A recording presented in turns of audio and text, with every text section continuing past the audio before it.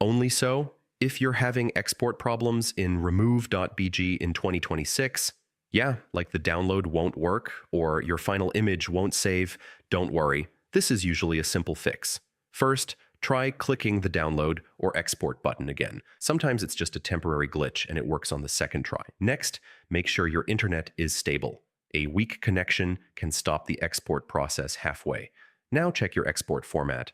Try switching between PNG and JPG if one of them is not working. If export still fails, turn off ad blockers or browser extensions. These can interfere with download scripts. Next, try another browser like Chrome, Edge, or Firefox. Some browsers handle exports more reliably. Now clear your browser cache and cookies. Old or corrupted data can block export functions. If it still doesn't work, open remove.bg in incognito mode to avoid extension conflicts. Finally, if your image is too large or unstable, try reprocessing or using a smaller file before exporting again. And that's it.